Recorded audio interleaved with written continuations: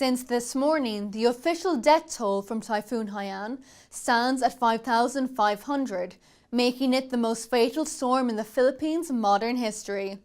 Economists are now beginning to cut their 2013 growth forecast for the Philippines as a result.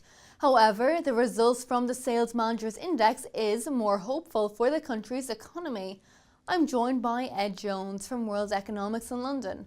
So Ed, the index reading of above 50 actually suggests an expanding economic environment. So what is your growth forecast and why do you think this natural disaster won't have a huge impact on the economy in the long run? We've all witnessed the horrific aftermath footage of the super typhoon Haiyan, which was known locally as Yolande. It hit the Philippines on 6th November, but we have to remember that the Philippines are a large set of islands that number over 7,000 individually and home to more than 100 million people. The epicenter of the storm hit Tacloban City, which, although awful, is not the main population or business center of the Philippines.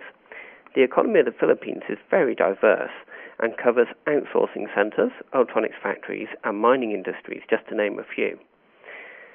There was widespread disruption nationally for about 2 or 3 days, but the government implemented a swift action plan that saw infrastructure, telecommunications, and business support systems back online quickly. In turn, this minimized the overall disruption to the economy. Our panel researchers spoke to hundreds of managers during the typhoon period and in the following weeks, and the vast majority all agreed that they were getting their businesses back on track, and this would be a temporary setback. They still remain very confident about future business conditions. GDP growth in 2012 was reported at 6.8%.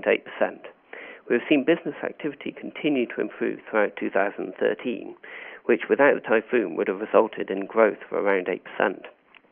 However, given the temporary setback in quarter 4, our analysis suggests that Q4 will grow at around 4 to 5%, which means an overall 2013 growth rate of between 6.5 and 7% overall.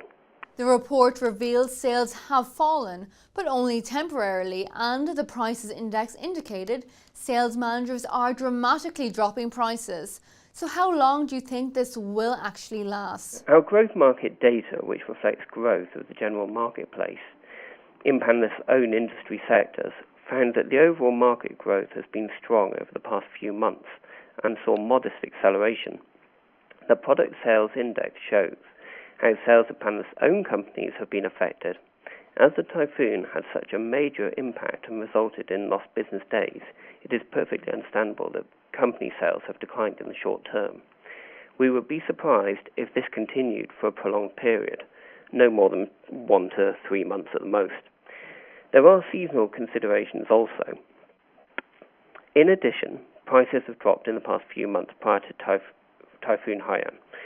Respondents have explained to World Economics that this is to stimulate new sales and combat the disruptive effect of recent natural disasters, which not only includes the typhoon, but also the earthquake in October.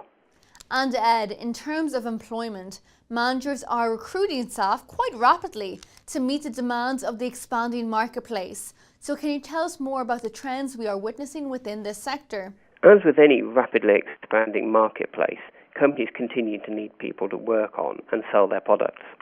Most panel managers have suggested that staffing levels are remaining the same, whereas more managers are reporting new recruits. This is an effect of rapid market growth. I would expect staffing levels to fluctuate slightly with the different seasons, but overall the findings are congruent with strong economic growth as seen in recent years. On the whole, the economy has a good solid underpinnings, which ensure a strong resilience to these unfortunate but frequent natural disasters. The World Economic Sales Managers Index is the only whole economy economic indicator for the Philippines, and we are very pleased to be able to offer this level of insight into the recent effects of Typhoon Haiyan and reconfirm that there is indeed a very positive outlook for the Philippine economy. Ed, thank you very much. As always, it was a real pleasure. Well, viewers, do stay tuned as we have plenty more coming up. See you soon.